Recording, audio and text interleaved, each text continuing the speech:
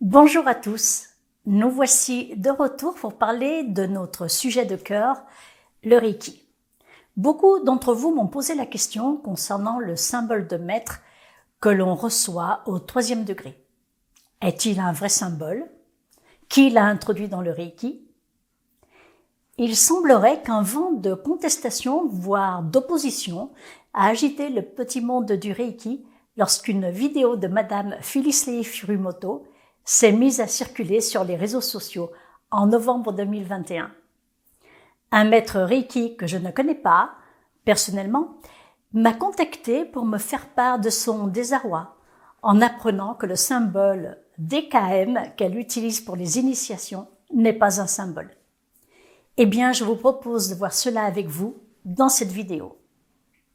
Pour vous situer le contexte, voyons d'abord qui est Phyllis Lei Furumoto. Elle était la petite-fille de Madame Takata, fondatrice du Reiki occidental et a été jusqu'à son décès en mars 2019 le grand maître de l'Alliance Reiki, l'association fondée par les maîtres, formée par Madame Takata. Donc, comme je vous le disais, une vidéo s'est mise à circuler où on voit et on entend Phyllis Lei Furumoto dire que le symbole de maître Usui Daikomyo n'est pas un symbole. Elle dit que c'est une phrase. En outre, elle affirme que Daikomyo, oui, j'ai décidé de dire son nom et même de vous le montrer ici, car depuis novembre, tout le monde, et même les enseignants les plus respectueux du secret, se sont mis à prononcer son nom et à montrer sa calligraphie. Donc, elle affirme que Daikomyo a été transmis après Madame Takata par des personnes ayant décidé de former des maîtres. Et ces gens-là, selon elle, cherchaient en faisant cela à prouver qu'ils étaient des maîtres. Elle affirme aussi qu'il n'y a pas de symbole de maître.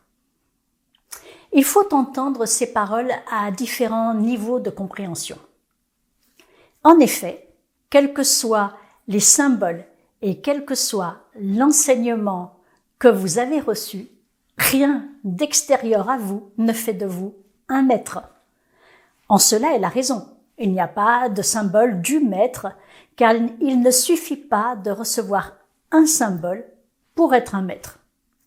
L'enseignement reçu dans sa totalité, c'est-à-dire les 4 degrés du système Reiki Tibet, vous donne la capacité de transmettre à votre tour la capacité de canaliser l'énergie Reiki. Cet enseignement et transmission font de vous un enseignant du système Reiki Usui Tibet. Alors, les symboles dans le Reiki Usui, eh bien, dès le 2e degré, on vous transmet des symboles. Lors de mon apprentissage, on me dit que certains avaient été créés par Mikao Usui lui-même, à partir des Kotodama, mais que d'autres non, notamment le symbole du cœur et les symboles tibétains que l'on reçoit lors du 4e degré. On me dit que les symboles créés par Mikao Usui le furent parce qu'ils étaient nécessaires à Shujiro Hayashi, qui ne pouvait pas chanter les Kotodama. J'ai accepté cette explication. Alors, Daikomyo, symbole ou pas symbole? Daikomyo, dans notre lignée, se transmet au 3e degré comme symbole de maître Usui. Par ailleurs, il est le seul symbole transmis au 3e degré. Je comprends donc très bien que si on nous dit maintenant que ce n'est pas un symbole, cela crée une forte perturbation dans notre mental et secoue toutes les certitudes que nous avions. J'ai donc fait mes recherches et voilà ce que cela donne. Nous allons examiner cela sous 2 angles. Qui l'a introduit dans le Reiki et est-il un symbole? Qui l'a introduit dans le Reiki? Certains enseignants affirment que ce symbole n'a pas été créé par Mikao Usui. Il aurait été introduit par Madame Awayo Takata dans les années 1970. Parmi ceux qui pensent cela, nous pouvons citer des maîtres très connus dans le monde du Reiki comme William Lyrand, Frank Arjava Peter, Fokke Brink, Yakuten Inamoto. Symbole introduit par Madame Takata ou, pour certains, par ses élèves. C'est William Lyrand qui, après avoir fait des recherches, a appris que ce symbole, DKM, a commencé à être transmis en 1975. Ce qui m'étonne quand on dit que ce symbole a été transmis par des élèves de Madame Takata, c'est que Madame Takata était vivante en 1975 et elle avait formé 22 maîtres jusqu'en 1980, date de son décès. Je n'imagine donc pas un de ses élèves maître donnant un symbole qu'il n'aurait pas reçu de son maître à lui. Ses élèves respectaient énormément Madame Takata. N'oublions pas qu'après son décès, se sentant orphelins, ils ont fondé l'Alliance Reiki. Pour ma part, si ce kanji a été introduit dans le Reiki comme symbole, dès 1975, alors ça n'a pu être fait que par Madame Takata. Mais bien sûr, je n'ai pas de preuves. Et Madame Furumoto dit que non. Dit que c'est un de ses élèves ou quelqu'un d'autre. Donc, pour conclure ce qu'il a introduit dans le Reiki, eh bien, que cela soit par Madame Takata ou l'un de ses élèves, ce qui est sûr, c'est que ce n'est pas Mikao Usui, et je vais devoir changer l'information dans mon manuel de Reiki 3e degré. J'en ai la certitude car les membres de la Gakkai, l'organisation fondée par Mikao Usui, n'ont jamais entendu parler de Daikomyo. DKM est-il un symbole?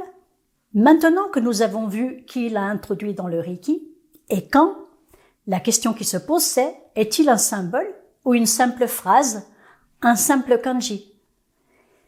Eh bien, tous ceux qui l'ont reçu en initiation disent que c'est un symbole. Pourquoi?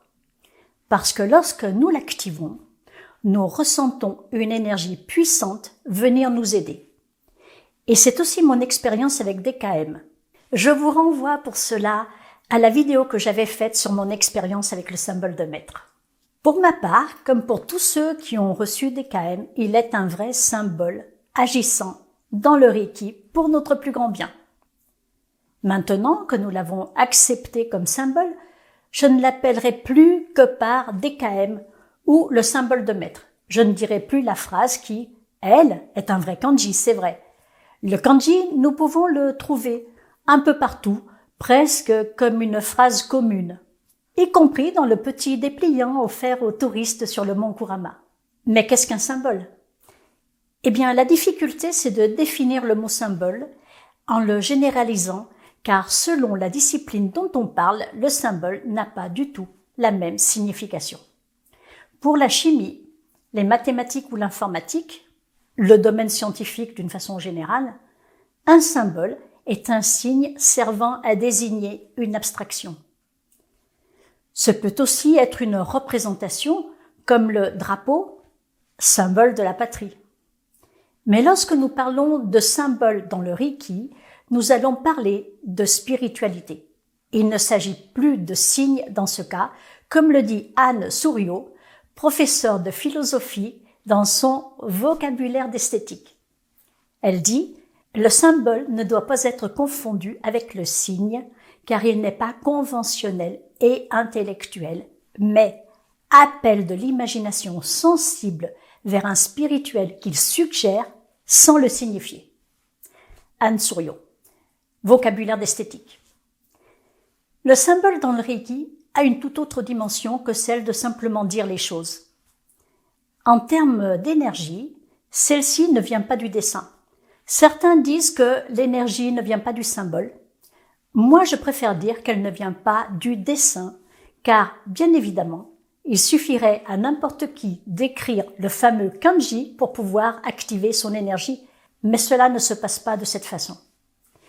L'énergie vient de l'initiation, c'est-à-dire de la mise en résonance de l'énergie de la personne avec cette énergie supérieure. Puis, après l'initiation, il sera nécessaire à la personne qui désirera faire appel à cette énergie de simplement tracer le dessin comme point de focalisation mentale et d'appeler son nom 3 fois. Sans initiation, et quel que soit le symbole transmis, il n'y a pas de connexion possible à l'énergie du Reiki et à la fréquence vibratoire du symbole. Que signifie DKM? Eh bien, il signifie grande lumière brillante. Il est composé de 3 pictogrammes, grand, lumière et l'union de la lune et du soleil signifiant illumination. Grand, lumière et illumination, cela donne grande lumière brillante. Il n'est donc pas totalement idiot que dès qu'on a été mis en contact avec cette grande lumière brillante, elle vienne, dès qu'on l'appelle, pour nous aider sur notre chemin vers le Satori. Pour conclure, DKM est bien pour moi le symbole de maître dans le système de Reiki Usui. L'expérience que j'en ai et que tous les autres l'ayant reçue ont, est bien celle-là. Son énergie est puissante et merveilleuse pour nous accompagner sur notre chemin vers notre propre illumination. Il nous donne accès à un espace dans l'invisible où nous sommes en contact avec les êtres de lumière les plus élevés. Il n'a pas été transmis par Mikao Usui, mais sans doute par Madame Takata. Cela n'enlève rien à sa puissance en tant que symbole du Reiki Usui. Certains maîtres issus d'autres lignées ne l'ont pas, mais sans doute n'en ont-ils pas besoin. Peut-être qu'à cause de nos pratiques ou notre manque de pratique spirituelle dans notre monde occidental, avions-nous besoin de cette énergie si particulière du DKM. Voilà ma synthèse de tout ceci. Je vous donne rendez-vous la semaine prochaine pour une nouvelle vidéo. Et si d'ici là, vous avez des questions ou des remarques, n'hésitez pas à me les poser en commentaire. Je me fais toujours un plaisir de faire des recherches pour le Reiki. Laissez un pouce, cela nous fait plaisir et nous encourage à continuer. Et abonnez-vous pour être informé des nouvelles vidéos. Au revoir.